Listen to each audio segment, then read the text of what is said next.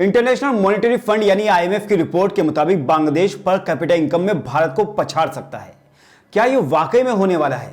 क्या वाकई में कछुए और खरगोश वाली कहानी सच होने जा रही है?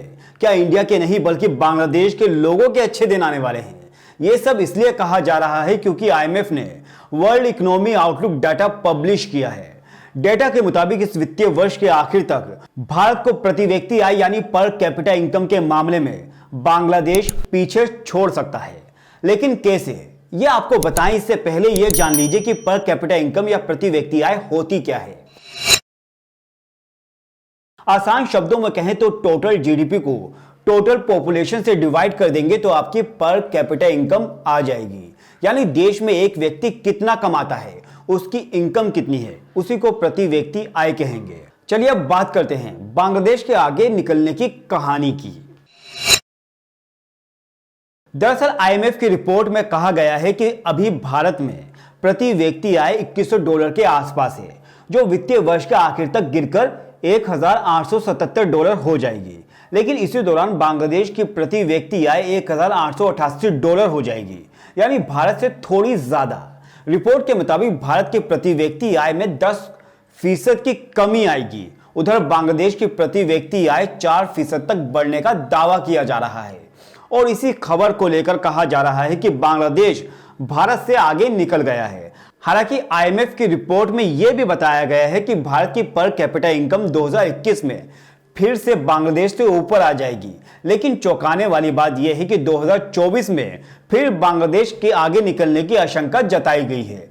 वैसे आईएमएफ की रिपोर्ट पर नजर डालें तो ये charts per capita nominal terms पर बनाए गए हैं, यानी महंगाई का फैक्टर इसमें नहीं जोड़ा गया है। और अगर महंगाई की बात करें तो भारत में महंगाई तो है ही, लेकिन बांग्लादेश में हमसे ज्यादा महंगाई है। तो अगर महंगाई को जोड़कर देखोगे तो औसतन एक भारतीय एक बांग्लादेशी से ज्यादा अमीर है। पर बांग्लादेश के आगे निकलने की कहानी को हमें हल्के में हरगिज नहीं लेना चाहिए, क्योंकि अगर बांग्लादेश के आगे निकलने की बात कही जा रही है तो इसके पीछे कोई ना कोई फैक्ट जरूर है। और वो ये है कि भारत में विकास दर पिछले 4 सालों में 8.3% से गिरकर 3.1% तक जा पहुंची है, जबकि इसी दौरान बांग्लादेश की विकास दर 9% के आसपास रही। कोरोना काल में भी भारत की विकास दर माइनस में पहुंच गई, जबकि उधर बांग्लादेश मजबूत बना रहा।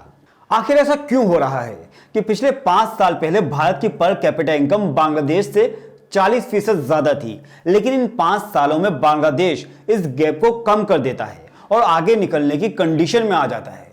कहानी ये नहीं है कि भारत के पड़ोसी देश अच्छा कर रहे हैं, कहानी ये है कि भारत क्यों पिछड़ रहा है।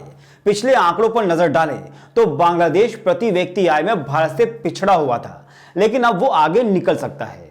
बांग्लादेश के विकास की कहानी यही नहीं खत्म होती और कई मामलों में बांग्लादेश भारत से आगे निकलता दिखाई दे रहा है। जैसे औसत भारतीय की उम्र 69 साल है, जबकि औसत बांग्लादेशी 3 साल ज्यादा जीता है। भारत की जन्म दर 2.33% है, जबकि बांग्लादेश की जन्म दर 2.1% है। वहीं साक्षरता दर भी दोनों की करीब करीब बराबर है। कृषि में रोजगार की बात करें तो भारत में 41.5% लोग कृषि से जुड़े हैं, जबकि बांग्लादेश में 37.7% लोग कृषि पर निर्भर हैं। यानी बांग्लादेश ने अपने लोगों को कृषि से बाहर निकाला है। इतना ही नहीं, गरीबी रेखा से नीचे जनसंख्या में भी बांग्लादेश भारत से अच्छा कर रहा है। 2018 के आंकड़ों की बात करें तो भारत में गरीबी रेखा से नीचे जनसंख्या 21.2% है, जबकि बांग्लादेश में 14.8% लोग ही गरीबी रेखा से नीचे हैं। बांग्लादेश से भारत को एक बात और सीखनी चाहिए, वो ये है कि बांग्लादेश कपड़ा यानी गारमेंट्स निर्यात का बहुत बड़ा केंद्र बन गया है। बांग्लादेश चाइना समेत कई देशों में कपड़ा निर्यात करता है। बांग्लादेश कुल मिलाकर निर्यात पर जोर देने वाली अर्थव्यवस्था की तरफ आगे बढ़ रहा है।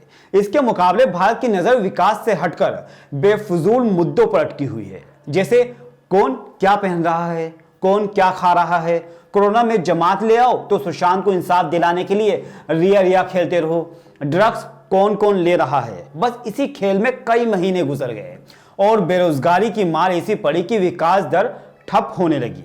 रोजगार घटा तो पर कैपिटा इनकम घटने का अनुमान साफ दिखने लगा।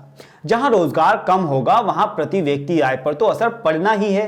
भारत से सटे पड़ोसी देश श्रीलंका और मालदीव तो पर कैपिटा जीडीपी के मामले में भारत से आगे थे ही, और अब बांग्लादेश भी भारत से आगे निकल जाएगा।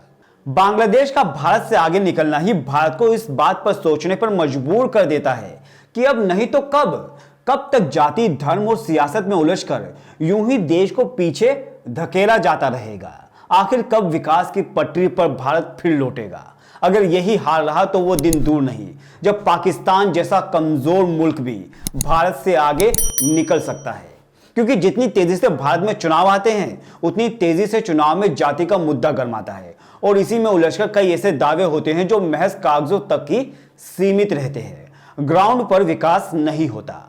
और रही बात $5 ट्रिलियन इकोनॉमी की, तो यह सपना तब पूरा होगा जब देश में विकास को प्राथमिकता दी जाएगी और विकास फिलहाल गायब है, मिस्टर इंडिया की तरह।